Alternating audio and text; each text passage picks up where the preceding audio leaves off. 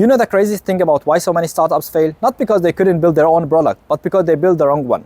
In today's episode, I discuss with Bob the silent killer of great ideas, the product market fit problem. Bob is an expert in this subject. He has extensive experience advising startups, helping them understand the problem they are trying to solve and position themselves the right way on the market. To learn more how to avoid losing time and money building the wrong product, listen to this episode of the Montrepreneur Podcast. Bob, thanks a lot. I really appreciate inviting me here. Thanks a lot for the My pleasure. chance. Very nice that you could come to have this talk. Okay, great. Bob, you're an expert in the product market fit problem. It's a problem that resonates with almost every founder and a lot of other people to develop a service, a product the market may not need. Tell me about yourself. Like, what's your background? How did you land up here? Okay. So I ended up here because before this, I was working for, I think, 8 years with product design, but physical product design. So actual tangible products, like you would have like washing machines and like anything, the good old fashioned products, basically. And the reason why not the reason why, but the part that I enjoyed most about studying product design was the whole user-centered design. So really understanding what the customers want, what their problems are, getting the insights, and then doing the interviews and really kind of extracting the perfect solution for what they were dealing with. And so when I started working at a product design agency, I was super excited to do that. But as it turned out, a lot of the clients, they already had a very clear idea about what they wanted. They had their solution in mind, and all they wanted us to do was just to engineer it, just like do the aesthetical design and then make it work, make like a functional prototype that they could then get more investment for and then just make the industrial production for it. And so every time, like, I would be wondering, like, have you guys done your homework here? Have you done your market research, your user interviews? Are you sure about this? And then, yeah, absolutely. Just go ahead. And so very often what would happen would be like, indeed, they would release it to the market and then find out, it's not exactly what the market wants, or we need to make another version of it or something like that. And I was getting a bit frustrated with that. Every time I would just pour my heart and soul into a product I would be super proud of and then just not see it not see it on the shelf. I wanted to see my things on the shelf and they were not making it to the shelf. And so I got interested in understanding, okay, what's happening here? I started going to networking events in Barcelona to meet startups and to understand, like, okay, what are they thinking? And I realized that very often when I was speaking with a startup and I was asking, so what does your startup do? They would tell me about their product. They would straight away get into the details. Oh yeah, we're doing this and that. And we're working with this technology. And I would never understand, like, what problem are you solving for whom? And even if they managed to say that, I would ask them, okay, and how is what you are offering better than what they are using at the moment? And so often people just look at me with a blank stare and say, "Wow, that's a good question." It's okay. There's something wrong here. What's happening? And so what I understood, it's something that I call the solution trap, and it's something that any creative person cannot avoid, actually. And that is the thing, that if you think about any problem, if anybody presents you a challenge or something they're struggling with, if you have a creative mind, within 10 seconds, you're thinking about a solution for them. You have something, whatever it is, even if it's outside your field, you think, oh, they should try this. Maybe we can look at it that way. You can't help it. And the moment you think about a solution, you start thinking about everything through the lens of that solution, instead of the problem that you were looking at initially. And so it's very difficult because you have problems, you have books that have been written on this thing, like fall in love with the problem, not the solution, but it's impossible. Like, you will be attached, and whenever you think about a solution, it makes you feel good about yourself. You feel smart. You want to go on with it. And so people get over-focused on their solution, and any other input they might receive from either the market or other people they speak with, either they will not kind of understand it, they will interpret it through the context of their solution instead of the context of the problem, or very often they will not want to hear it out of fear that it will tell them that their solution is not good. And if their solution is not good, that means they're not as smart as they thought they were. And people want to people want to indulge in that thought. And so it's not easy. And me myself have also had to do it, always kind of not always saying, okay, no, I need to ask more about this, need to find out more about this. And so realizing how, like, when I started giving people advice on these things, like how engaged they were, and really that I was able to make them think in a different way that was helpful, I thought, okay, maybe I can do more in this. And so I started researching it more, looking more into all the aspects of product market fit, looking into marketing, the techniques that are being used there, and just more and more, and also just applying my own personal experience. Sure. And so I got to do that. I can totally resonate with that. I mean, when you were talking, I was thinking about like how many times I did this failure. I did this failure twice. I jumped into the solution and straight ahead, invested like all the money, all the time I had, and built the perfect solution where I thought, okay, it's just a smart solution. Why wouldn't the market accept my solution? So it's not the way it works. I got told for sure, like, this is not the way you should develop that, but exactly what you said. I mean, you will try to find like some arguments. No, actually my solution is good, your product focus, etc. But now I understand like the problem, but let us like get one step forward. I understand the problem, how to solve this problem, because this problem, like, I met like so many founders, all of them did exactly that, this problem. How can I avoid that? What do you mean? Like you found a problem, specific problem that you want to solve? No. I'm talking about the problem of focusing on the product. Yeah. So, and focusing on the solution without solving a real problem or without understanding what problem your product or service is solving. Exactly. Yeah. Okay. How to avoid that? So the mistake that I made myself, like in the beginning when I was speaking with people who I saw kind of going wrong in that direction, was I was going to tell them all the reasons why their product wasn't good. Basically, all the problems they were having with their thing, and I was demotivating them completely. I was just crushing their dream. I was telling them their baby was ugly, basically, and so I found out that the way to approach it.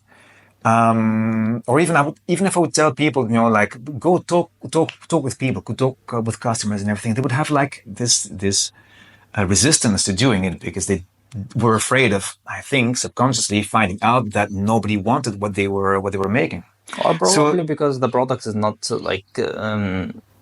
really, or not ready yet to be shown or anything like that. Yeah. So the focus now, like, there are two ways of approaching it. Either if I see that, and this is an exercise that people can do for themselves as well, like just for the fun of it, like, instead of looking at what could be wrong with your initial idea, is thinking what other solution could there be to this problem? So using your creativity, using this kind of creative drive, just to come up with new ideas. And so the whole thing is, for example, if you put like a restriction, if your idea is, for example, an app. Okay, what if it couldn't be an app? What if it had to be like an actual service? What if it had been a tangible product? Then how would you solve this same problem, but in a different way? And the whole idea there is just to kind of get this through the creativity. They start thinking straight away. People start thinking, oh, wow, this also could work. This could also be interesting. And then there are other reasons why it doesn't work. Why? But it opens up the mind. It kind of stretches out like this notion of it.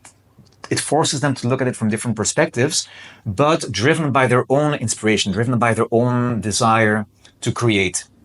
And people are much more open to that. It's a bit the same way as like therapists do when they have a patient that comes in. I'm sure that most therapists within 5 minutes or even 1 minute know what's wrong with the patient. They know the diagnosis, but they're not going to tell the diagnosis to the patient because the patient would just look, okay, no, that's not. So they want to have the patient come to the conclusions themselves. And that's why they just ask the questions, just guide little by little, because they want the patient to have that realization, come to that insight on their own. And the same thing goes with creators who are much more open to things we come up with ourselves, new ideas that we have, new insights that we have. And if we have a new idea ourselves, then we have no problem abandoning that with the old one. But we have to have new ideas and we have to have this inspiration. So that's one way of doing it directly, by doing the exercise of thinking about different solutions. And the other one is, and going to talk with the customers, but not talking about your solution. Just go talk to them about the problem that you're trying to solve. And then it becomes fun, because if you have like a rule, okay, I'm not going to talk about anything that I'm working on. So there's no risk of anybody telling me that my idea is bad. So that's safe. I'm just going to learn more about the problem so I can understand how to make my solution even better. Okay, so this is like actually discovery like phase of the market. That's what's called customer discovery. It's like the first stage, and it's the most important stage. Like if you want to achieve product market fit, it starts with customer problem fit. It's understanding who's my customer, what is their problem, and why do they care about that problem. So, but I mean, let's take a concrete example, because if you're developing, I don't know, like a B2C customer, sorry, product, for example, an app for delivering food. So you know, like who your customer would be. The one customer would be like the restaurant, so the business, and the other one would be like any normal person, because everyone is getting hungry. So you are going to ask like anybody on the street, would you like to food to be delivered to your home? Sure, yes. You know, but how to approach like businesses, because like somehow you are solving a problem for I mean, not a normal like customer, not everybody, you know, like for I don't know, like a car company or whatever. How to approach like these like businesses? Because me personally, I found like this discovery phase the hardest, because I can like understand the problem for a person if I ask him. I cannot like understand like a problem for a business. Right. So a lot of it you can already figure out even before you speak with the people, just based on what you know and on your assumptions. And in that phase, it doesn't make that much. The approach is the same, whether it's B2C or whether it's B2B. Like, I'll actually use the example that you were talking about the restaurant. You can start with the idea of,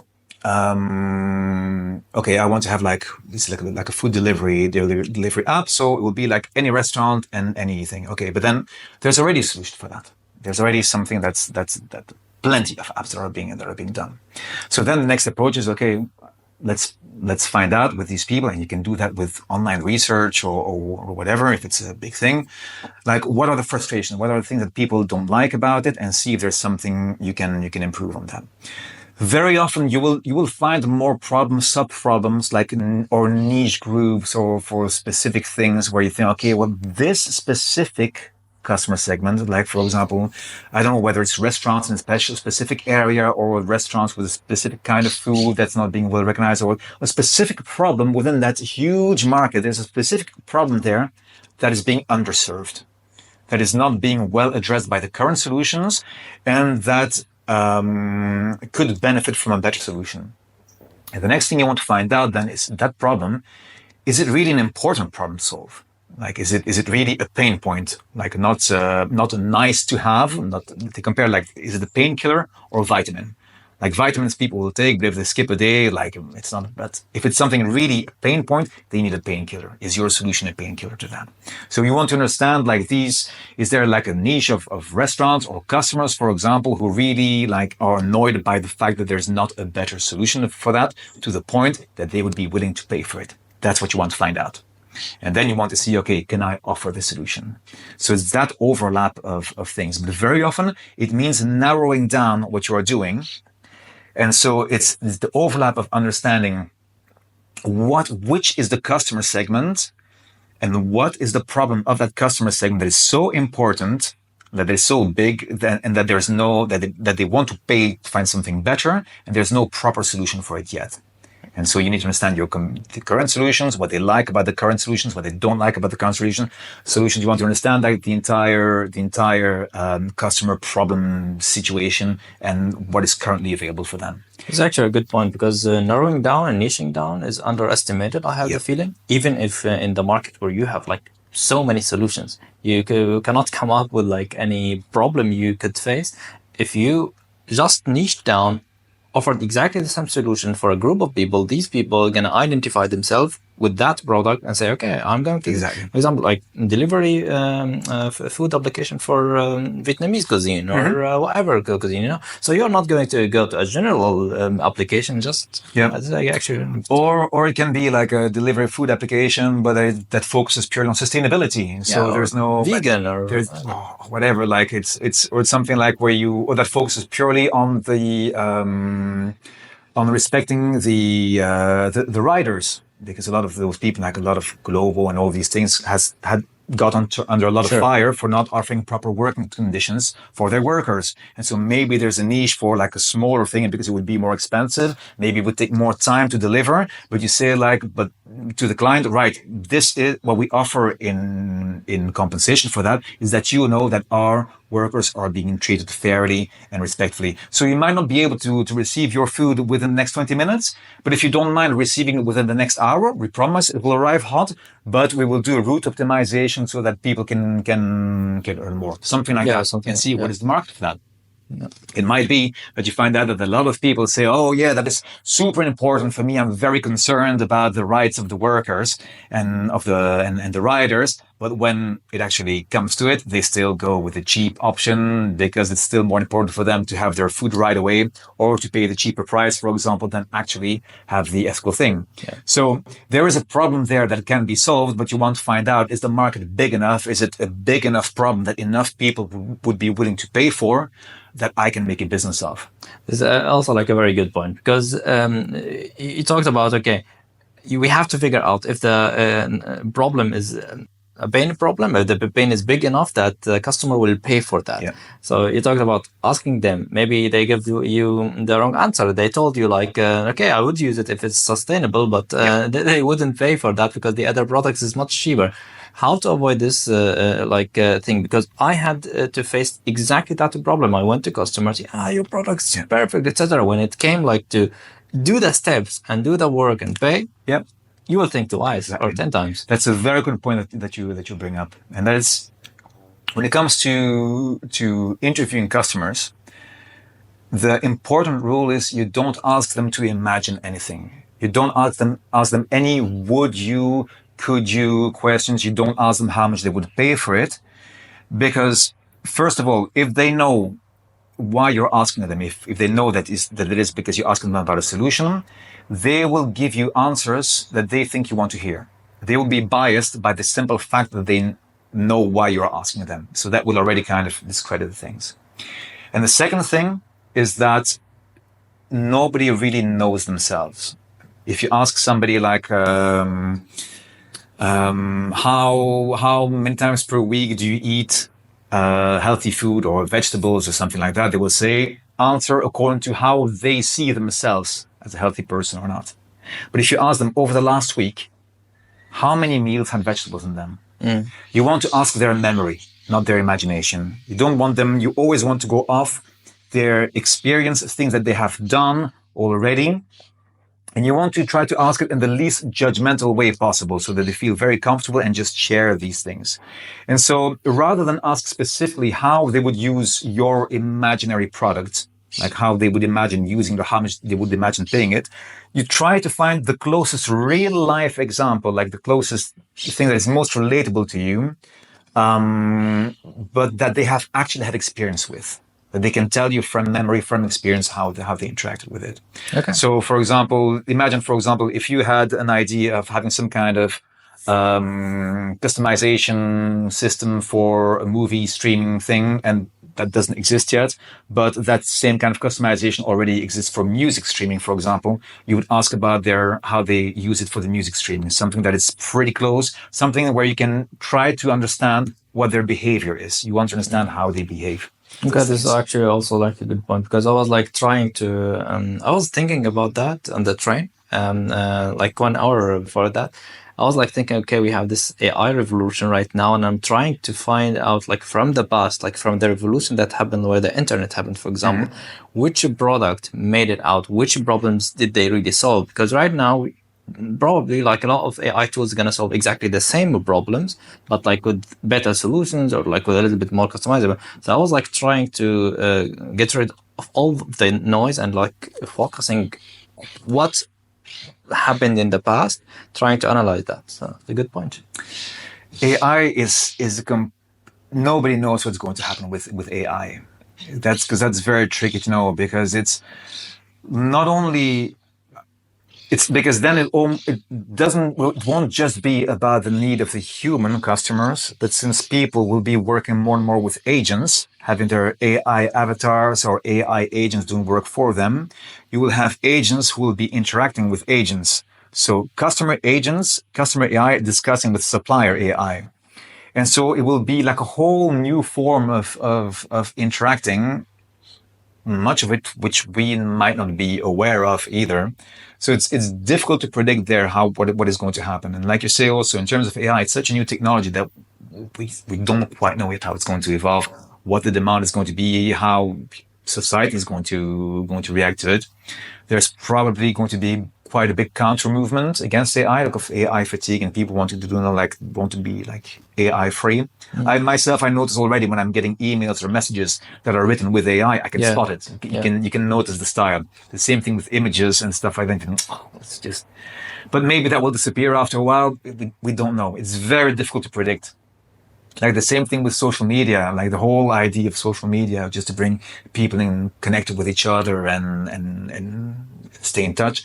They could not have predicted that the way it has polarized society and all these things. We don't know how society is going to react to these things, how it's going to affect us, and how it's going to go along. So I think the basic concept of understanding what problem are you trying to solve for whom, that stays at the core of it. Because that's at the core of any innovation you want to improve, something that is, how can we make the world a better place? Mm-hmm. But what makes a difference when we talk about product market fit is that there are a lot of problems that need a solution, but you're only going to solve the problems that you can make money off. Solving. Yeah. It has to be Otherwise, it becomes a charity thing, which there's also social work. There's absolutely a need and a place for that. When it comes to business, like you need to check, and that is also one of the important steps is when you find out, okay, I have a good value proposition here. I found a customer segment. I've narrowed it down because I know it's exactly this customer segment, and I know that this problem is really important for them. And then you need to make the entire kind of business model around it, because there might be a way to make a lot of money off it. But maybe if you're not able to defend that position, like if you built an amazing product, an amazing service, but that any big competitor will be able to copy right away or implement in their own services, especially if you're a small company and they're big, maybe they don't even need to buy you. Maybe they can just do the same thing. And that's great. Like Mo has shown that there's a huge market there. Let's do the same thing. If you can't defend that in any way, for example, or if you are dependent on external factors, like if you're dependent on another platform, another technology that already exists, if your product works specifically, I don't know, together with Canva or SAP or anything like that, or if it's very much dependent on regulations and norms or any of these things, that means that if there's any change in that, or if it's changing a trend or whatever, how does that affect you? Sure. How does that affect your market? And all these things you kind of need to consider, okay, is this worth developing or not? It's one of the reasons also why, typically there's not that much innovation or good products that are being created for seniors, for older people. They are super confused by technology. They really have a need sometimes for better solutions, but they are a market that is, that might either pass away soon, and the next generation of old people after that might have different needs. So there's sort of a thing like it's like there's the margin of time that you have to actually make profit in that market section discourages a lot of companies also from doing something there. It's a completely forgotten sector for sure. Absolutely. 100%. Okay, let's go from the best scenario ever. I found a problem. I made the market fit research. People are willing to buy it. It's worth it if I build this business. How to go on from this point on to design or to develop like a service that it's really also fits on all your imaginations. So the third step, so after, like you said, first you validate the customer problem fit. And once you find that, you validate that the business model makes sense. It actually makes sense to make a business out of this. The next thing is still not to begin building. But now you want to really validate the demand. Like you said, are people going to pay for this? And that is the place, the moment when you bring in the marketing tools. Marketing has been very good at testing out things like that. You have different ways now with social media. You can in the earlier stage, when we're talking about the customer problem fit, you can already kind of test for just through sharing content, like what is the engagement of people. Like, there's no money involved. We can see like, okay, are they reacting? Are they spending their time like watching the content? Do they share it or comment on it? All of these things. But then when it comes to actually like when you have a clear idea about the product, you want to either like you don't really need that much. You don't actually need to build the product to explain to the people what the product is going to be, for them to understand clear what it will be like. And the most classic example, most famous example of that is Dropbox.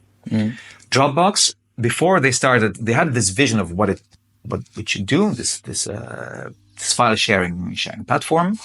And what they did, they made a video as if it was like a demo, like the guy just talking, like showing, and now I'm doing this with a voiceover explaining and just showing everything like what he was doing. None of it was real. It was all just, but showing how it would work. And then people had the option of signing up on the wait list, and it exploded. There's another company now, I think it's called Friend or whatever, like it's like an AI, like little necklace thing that you can just interact with, that you always kind of carry with you, like an AI friend. Never heard of that. Okay. I think the name is Friend. And I think they spend a fortune out of the, I think they got $1.2 million in investment, and they spent $1 million of that purely on buying the domain name friend.com. Also, because that seemed so insane as a thing, the brand, that it was huge publicity for them. Everybody wanted to, it was like, people thought they were insane. So what did everybody do? Go to friend.com to check it out. And all they had there was just a video showing how it would work. Fake. None of it works, of course, but it just shows the idea, and then you could pre-order. And that's how you validate. Like, if you get the people, if through just like the presentation of what it is, through your landing page, or through whatever medium of communication you have, you can get them to actually already pay money to be on the waiting list, so that when it comes out, they get it. Same principle of crowdfunding as well. That is your best validation. This is actually like a very, very good skill that I lately understood. If people are not willing to spend their time like on interacting with you, which value or product or whatever you are like showing them, they are not going to pay for that. So, like you say, like they need to pay with something. Yeah. Like paying with money, that's the ultimate validation, because that is the payment you want.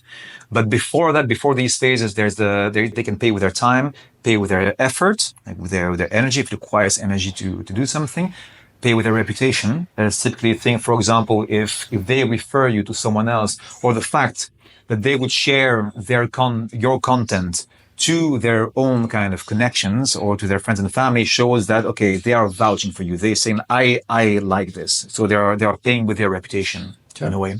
So all of these things are signs of validation of what you're doing. But like I said, like in the end, what you want to know is like, will they actually pay for this? Sure. And you want to understand also these people that pay, get the analytics, like where do they come from, what age group are they, which gender, if that's relevant, which demographics. Psychographics, also understand what are they thinking, what situation is going on in their life. And it's one of and all of that gives you further information also as to how to improve your marketing, because that's sort of kind of the thing with, like, we've been talking about understanding the customer problem fit, and once you get that right, you also need to understand, like, how am I going to communicate this efficiently to the people, so they really get what my thing is about. That I'm doing. Sure, to get the message, 100%. So you're saying like you don't need a lot of capital to prove an idea. You don't need like a lot of capital to invest in the development of the idea. Yep. You just invest in the validation. And you can do that like with organic content marketing. Or so like the thing that's important there, it's not even a matter. It's not even so much a matter of capital, but a matter of time.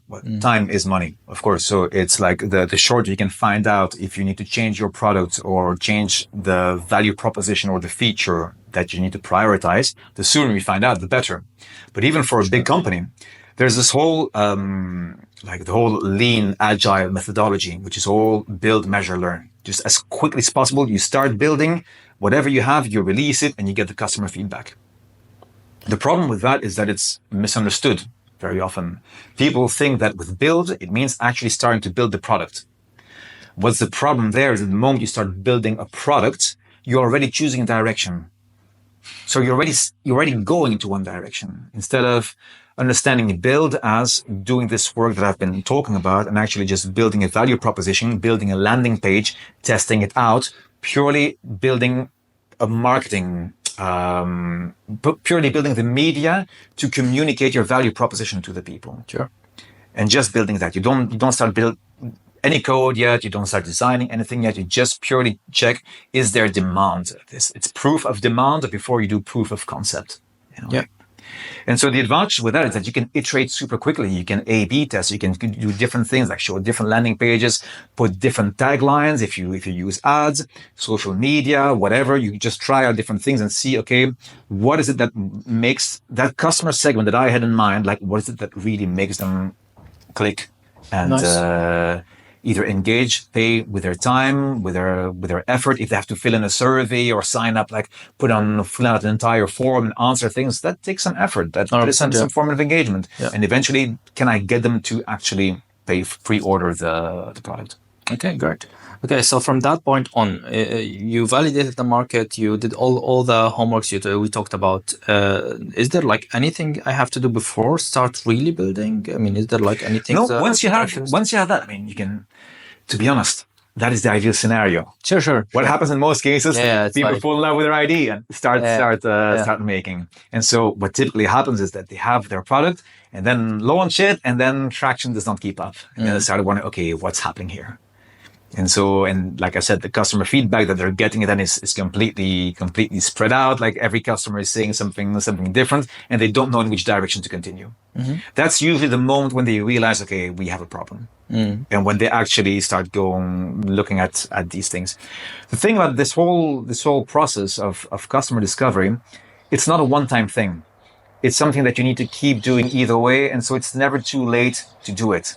Like the sooner you do it, the better, because if you're going in this direction and you need to correct to that direction, it's easier to do it when you're at the beginning because you need to make a small correction than if you're here and you need to make a big correction.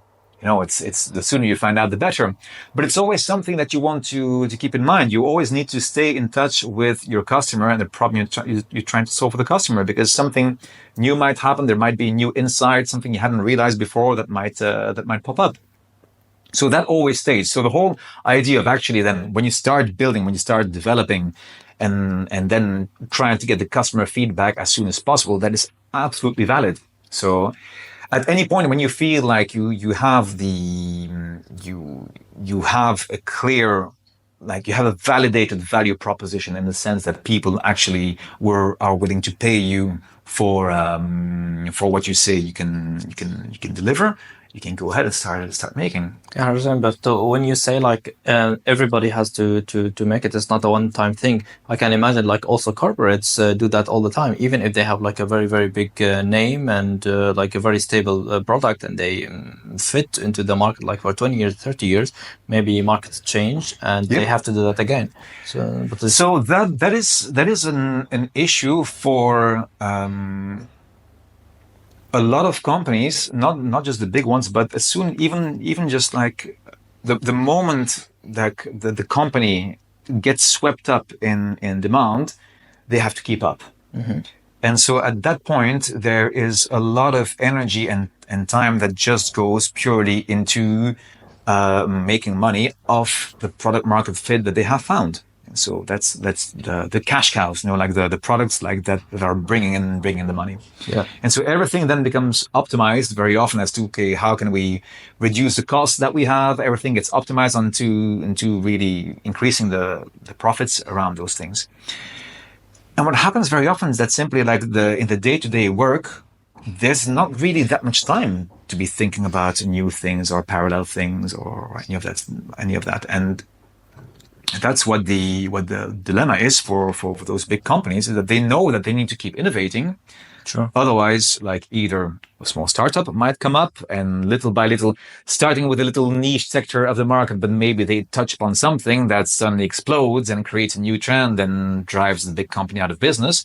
Or it might be that their own competitor, another big competitor, is better at innovating and does something that eclipses the other company. That's why also a lot of companies are worried about AI. Even if what they are doing is not directly related to AI, but they are worried that there's something that they're missing, or that they are not using AI efficiently, that their competitor will use it efficiently, and therefore kind of knock them out of the market. So that's a big fear they have. And so for them, it's much more of an issue than okay, how do we keep innovating? How do we stay relevant? How do we keep our competitive edge in the market? And so then they will either like have sometimes have like an innovation hub, or like have a department for innovation, or a product team within their company that is encouraged to have innovative ideas. But then even for those people, even though they were put there to have that role, they still need to fight within the company to convince them, right, now we have an idea, but implementing that idea means that we have to take resources away from the cash cows. Because instead of having people working on these products that generate a lot of money, we have to take some of that time or some of those resources to invest into products that we think might become something or not. And so that is very tricky, because it's like innovating for a big company does not make sense short term.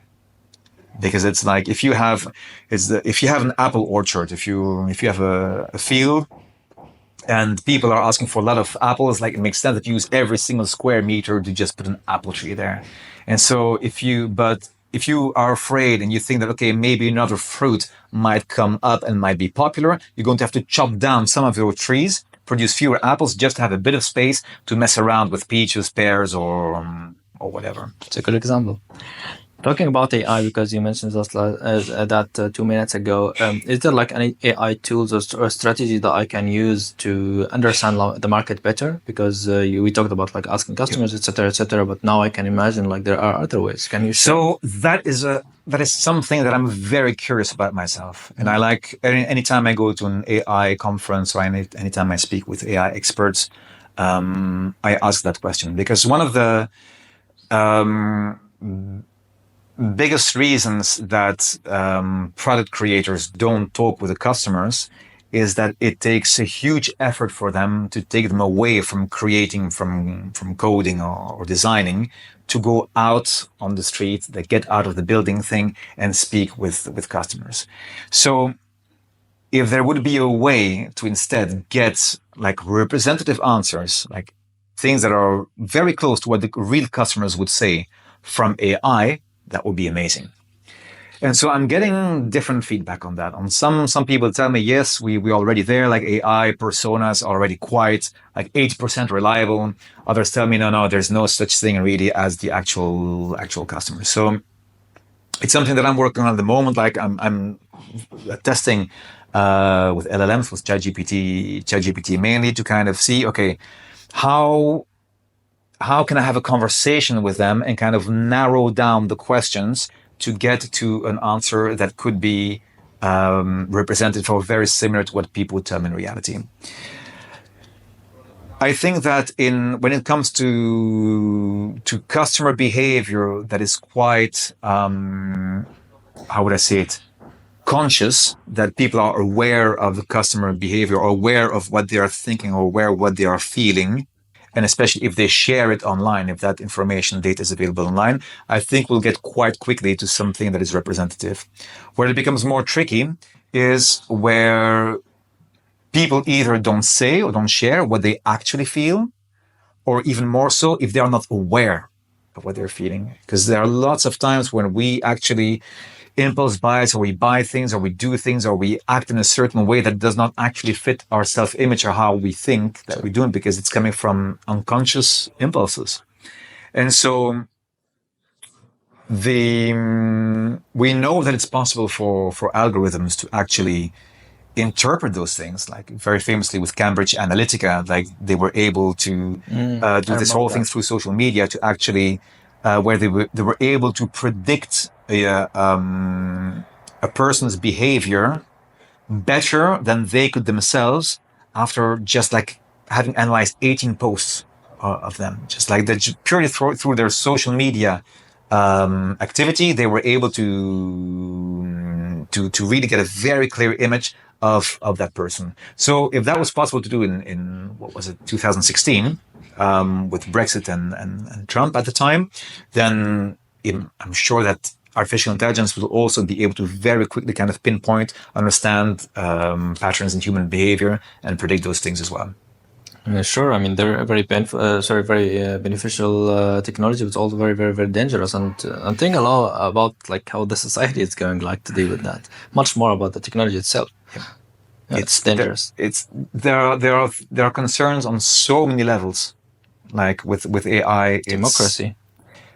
There's the immediate thing. There's first of all the disappearance of facts. Yeah. There's not going to be any. We're going to go back to a period where before there was any photographic evidence or any recordings or anything like that, because simply now everything will be able to be faked. So we'll go back to a time where everything will depend on people trusting each other and believing each other or not. Yeah. So that's going to be a complete shake-up into our society on its own.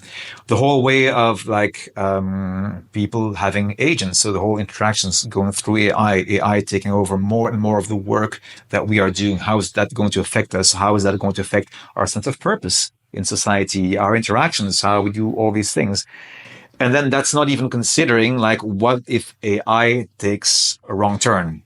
Or what if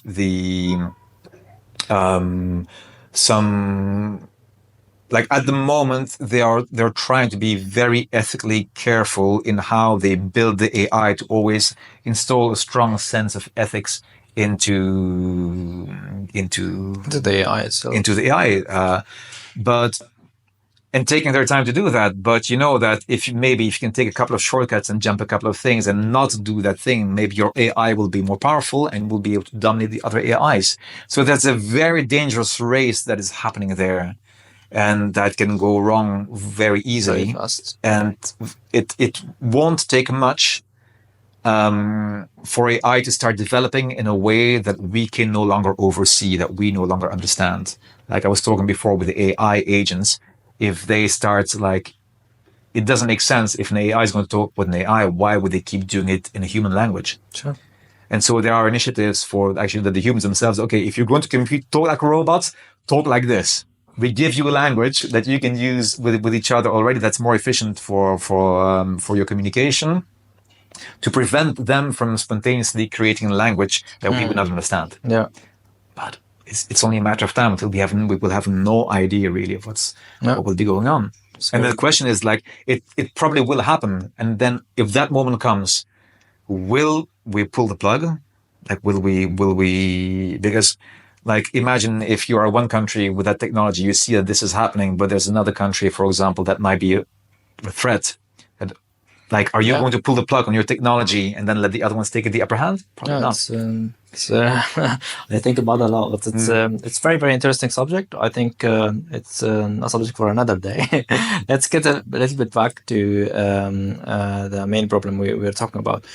Do you have like any story, very, very interesting story, like a scenario that can you share like from your experience where things went wrong, for example, like not understanding the market fit and the consequences of that? I need to think about a story that I can share. Okay. Because very often when it goes wrong, like they're not too keen on me sharing the details.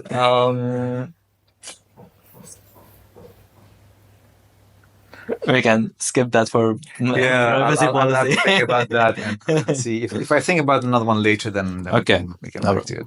Okay, is there any other things you would like to share, like related to that problem? I mean, I don't have like any specific questions more to ask you, like about that. So if you feel free.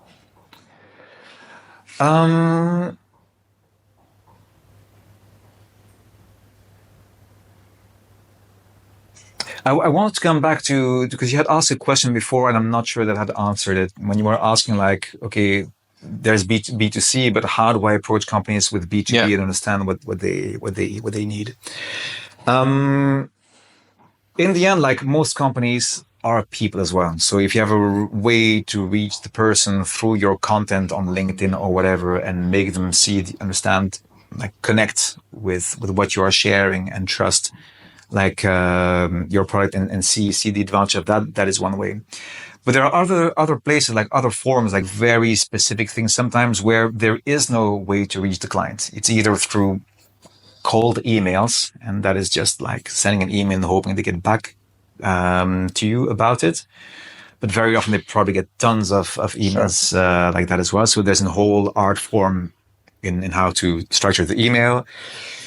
Networking, like through people who know people and everything like that, getting to the thing. But it also means that you cannot test the same way as you would with B2C. You cannot check the click rates, or you cannot like put, people won't click necessarily on ads or any of these things. And so at that point, for a lot of companies, the only moment they get feedback is when they are in a meeting with a potential client, when they are giving a demo, or when they are presenting a product or something like that. So there's a whole, it's more tricky because you only have a very specific moment. And so what you should always keep in mind then is that never to be alone in those meetings. And you always need to have like one person who's purely there as an observer. You need to agree beforehand, okay, what are we going to be paying attention to? We're going to present certain features or present the problem in a certain way, and then we have to pay attention to how they react to that. How do they engage with that? Do they shift their position? Do we see that they pay more attention, that they are more engaged in that or not? But you cannot do that if it's your talking, if you're thinking about what you're going to say, and you need to listen to that as well. So it's always good to have like a couple of people there also who are prepared, who know what we are trying to validate, the assumptions that we're trying to see, and who are able to pick up on those things there as well. This is actually a very good one. Never tried it. Probably I should. So yeah, that's the whole thing, because again, like companies also themselves will might want to hide their cards a bit. Like if they are looking at a product of yours, they might actually be very interested, but not want to seem overexcited because they might be afraid that you might overcharge them or something like that, or whatever. So usually they keep a bit of a poker face very often. Sure. And so being able to like have an engaging conversation, again, like if you're able to bring the conversation to them, to their problem, what they are trying to solve, and even though like you got together to talk about the demo and present your products already, but if you manage to just like to think about more than that and just use it also as a pretense to try to understand better what their issue is, and not just what their issue is, but why is it an issue, because that's also a very important thing to understand. Like a problem is a problem because it's preventing the customer from achieving something that's behind it. Sure. What is that thing that's behind it? Because you might be solving a problem, but if the client finds another way to achieve that solution, so that problem is no longer a problem, then your solution is not worth anything anymore either. So you want to understand what's behind it. That's a very important thing. And sell the expectation at the end, not exactly. So a typical thing, like that's why like the important questions that what you want to understand about your customer and their problem, either through asking them directly or through deduction or seeing like how they interact and how they engage, is the problem they have, why it's important, what they are currently using to solve that problem, and typically how are they using it, like in what context, like do they use any other solutions together with that. For example, it might be that there's a perfect app to solve that problem, or perfect like software, but they always use Excel on the side as well. Okay, why are you still using Excel on the side? What is it that you are not finding? What solution are you not finding that you still need Excel on the side? What do you prefer about Excel? You prefer about that? All of these things, all of these hacks, like understanding what they, not just what they, you want to understand what they don't like about their current solutions so you can improve it, You want to understand like how do they kind of work around those shortcomings. You want to understand what they do like about the current solution, because you don't want to take anything away from what they think. And a lot of solutions are like tons of features, but it becomes so complicated that people end up using their same kind of old calculator and their sheet of paper, because they understand that it's easier for them to manage. So understanding all of these things, and then understanding like the last question that you want to see, like this problem that they have, is it so big that they have themselves started looking for a solution, or do they just like to complain about it? Because some people, like you say, like they sign up and think, oh yeah, no, that's a great solution. I absolutely love it. That would solve so many of my problems. If you ask them afterwards, like, okay, have you actually looked already for a solution like that? They say, oh no, actually, I haven't thought about it. They won't be your early customer. They won't be your early adopter, because it's not that much of a problem that they have taken even the effort to search on Google if there's something about it. Okay. But if you meet somebody who's already like, okay, no, I've been searching, I found this and this, but none of them, like, they didn't do this or they didn't do that, that's where you know that you're onto something. Okay. I really appreciate it. I've learned a lot till now. Last question, where people can find you. Okay. Actually, I'm going to there was one more thing that I wanted to add as well. That's really important. A mistake that a lot of companies make, like when thinking about their customer segment and their and startups as well, they have this, that most products, most solutions will solve more than one problem for one kind of person. That's typically the case. Like even like taking like a platform like Netflix or something like that. The people who use it, children, young people, people who work, people who want to have a distraction, people who want to learn something meaningful, people who want to have something to talk about at dinner, people who want to relax, some people who just want to have a coach. There are so many different profiles. People who feel alone and just want to feel like a feeling of company. So many different ways of using it. So there are so many different value propositions that a product typically offers. So many different customer segments, each customer segment having a different need. What very often happens is that the company will then present the solution as it does everything. What happens is that nobody needs everything. Everybody just needs one specific thing.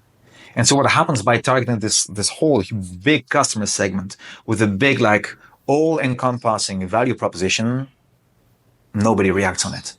Or you don't actually make it through.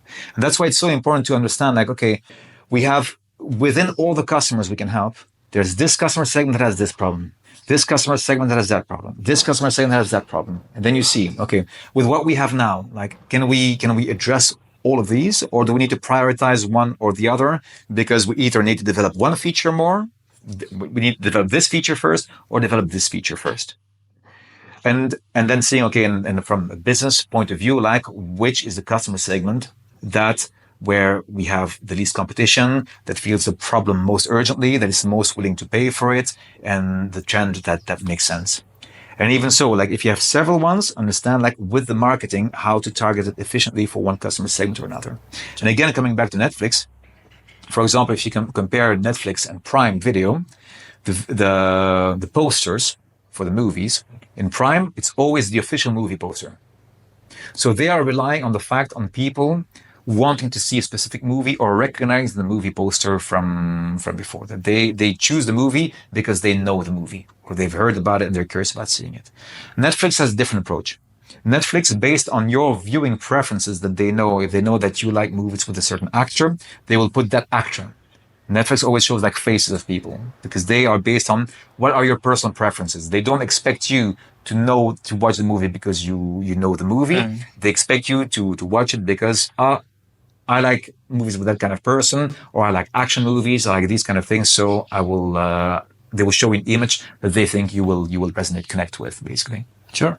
And so that's that thing of adapting the value proposition to your customer segment. And that's something that's really important to understand, because you might be targeting the right customer segment, but just with too broad a message for them to get. And even these big companies that are targeting like many segments, they didn't start that way. They started like with one segment, and then they started like Absolutely, what is called the beachhead. So you pick like one kind of starting point, and then from there you expand. But of course, you want to choosing that starting point. That there might be several kind of segments you might want to go after, and that's why it's so important. First of all, like you want to understand from a customer side, like who feels the pain of the problem so intensely that they have already started looking for a solution, because that means that they have an urgent, underserved problem that they need to have solved, and then see, okay, if we are going to do that, are we going to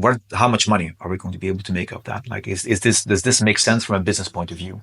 Can we defend this position? Is this a sustainable market? Is this a growing market? How big is it?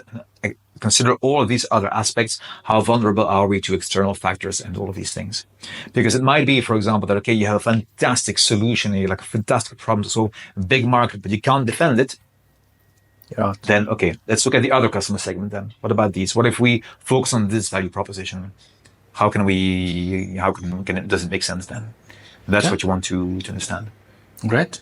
I will keep that in mind for my next startup. Thanks a lot, Bob. As I said, last question, where can people find you? Okay, so they can find me on my website. That is adelantum.eu. So that's Adelantum, adelantum.eu. Okay, I will link that in the description. Then there's my, they can just click on my getting in touch with me, book a free 30 minutes appointment, just get in touch and talk, and just so that I can hear what their problem is and see how I can help them. And then from there, I can do workshops if they're a team, or give one-on-one mentoring sessions. Okay, great. Bob, I really appreciate it. Thanks My a lot. pleasure. Thank you very much for coming. Thank you very much. See you. See you.